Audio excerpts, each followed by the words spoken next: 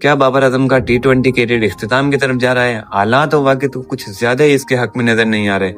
मैं मतलब किस्मत भी साथ नहीं दे रही, पता नहीं क्या खेल खेल रही है किस्मत इसके साथ। एक वक्त था कि जब बाबर आजम को T20 का बादशाह कहा जाता था, T20 का नंबर 1 बैट्समैन कहा जाता था, और आज हाल ये है कि वो कई सालों से अपनी जगह में पक्की नहीं कर पा रहा। समझ नहीं आता कि किस्मत ने साथ नहीं दे रही, या वो खुद एडजस्ट नहीं कर रहा, या कुछ अजीब कोई बात हो रही है। अब जरा खुद सोचे, जिस अंदाज में सलमान अली आगा 1 डाउन पर आकर खेल रहा है, उसके बाद बाबर आजम के लिए सूरत-ए-हाल क्या बनेगी। बाबर आजम की नेचुरल बैटिंग पावर हिटिंग वाली नहीं है। उसकी कुदरती गेम ये है कि वो इब्तिदा में सिंगल डबल करता है। शुरू में उसका जिस्म वार्म अप नहीं होता, गेंद ठीक से बैट पर नहीं आती। आपने हमेशा देखा होगा कि बाबर आजम ने जब भी T20 में सेंचुरी या बड़ा स्कोर बनाया है, पहली 30 से 35 गेंदों पर उसके रन नॉर्मल होते हैं। 30 गेंदों पर 35 या 40 ऐसे ही कुछ होते हैं। ये उसकी पहचान रही है। उसके बाद जाकर उसका इंजन गर्म होता है और फिर वो हिटिंग करना शुरू कर देता है। यही बाबर आजम की असल गेम है, और यही मोहम्मद रिजवान की भी असल गेम है। इसमें बाबर आजम का कोई कसूर नहीं है, कुछ चीजें नेचुरल होती हैं। मैंने पिछले दिनों यूनुस खान का एक इंटरव्यू देखा कि यूनुस खान ने जैसे असीम बैट्समैन खुद कह रहे हैं कि उनके अंदर ये सलाहियत है ही नहीं थी कि वो शाहिद अफरीदी या अब्दुल रज़ाक की तरह आते ही छक्के मारना शुरू कर दें। वो कहते थे कि हम पिच पर वक्त लेते थे, आहिस्ता आहिस्ता गेंद नजर आना शुरू होती थी, फिर जब सेट हो जाते थे तो रन आना शुरू हो जाते थे। अक्सर बैट्समैन ऐसे ही होते हैं। बहुत कम खिलाड़ी होते हैं, जैसे ट्रेविस हेड हो गया, अभिषेक शर्मा हो गया, शाहिद अफरीदी हो गया, एबी डिविलियर्स हो गया या क्रिस गेल हो गया, जो आते ही गेंद पर हमला कर देते हैं। लेकिन ज्यादातर खिलाड़ियों की ये गेम नहीं होती। वो पहले 15, 20 या 30 गेंदें खेलकर सेट होते हैं, तब जाकर बैट के बीच में गेंद आती है। बाबर आजम भी ऐसे ही है। 30-35 गेंदें खेलने के बाद उसका इंजन गर्म होता है। मसला ये है कि उसकी नेचुरल गेम बन चुकी है ये वाली। अब वो 30 या 31 साल का हो चुका है। जो गेम वो बचपन से खेलता आ रहा है, वो अब अचानक कैसे बदलेगी। उसका कैरियर क्रिकेट भी खत्म होने को जा रहा है। अब 4-5 साल ही बाकी रह गए।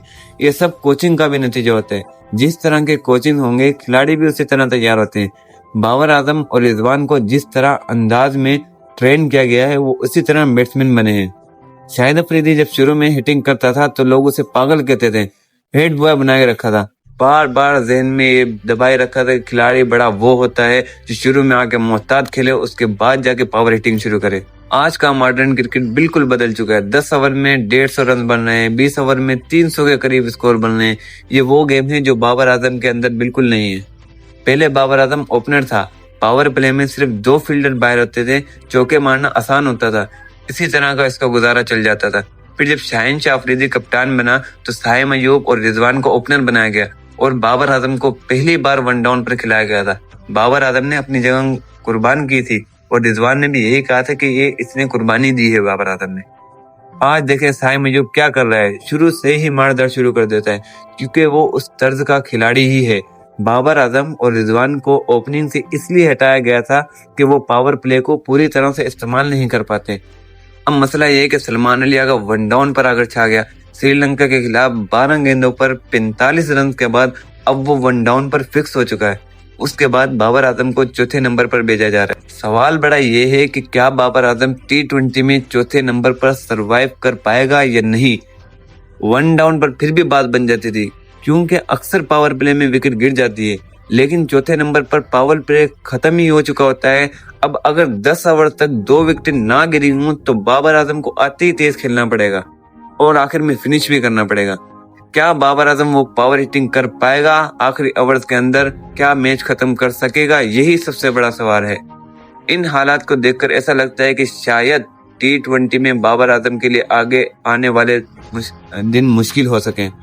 रिजवान के बाद अब बाबर आजम की T20 की जगह भी खतरे में होने लगे, लेकिन उस्मान खान वगैरह को तो देखकर ऐसे लगता है कि शायद रिजवान भी वापस है। जैसे वो लक्षण दिखा रहे हैं T20 के अंदर, इस हिसाब से लगता है कि ना ही बाबर आजम कहीं जाएगा, हो सकता है कि रिजवान ही इसके बीच में आ जाए।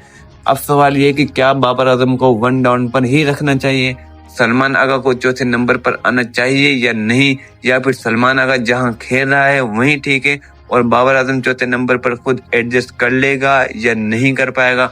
कमेंट में जरूर बताइएगा अपनी राय। अच्छी लगे तो वीडियो को लाइक करना और चैनल को सब्सक्राइब कर देना, ताकि आइंदा आने वाली वीडियो आप तक पहुंचती रहे।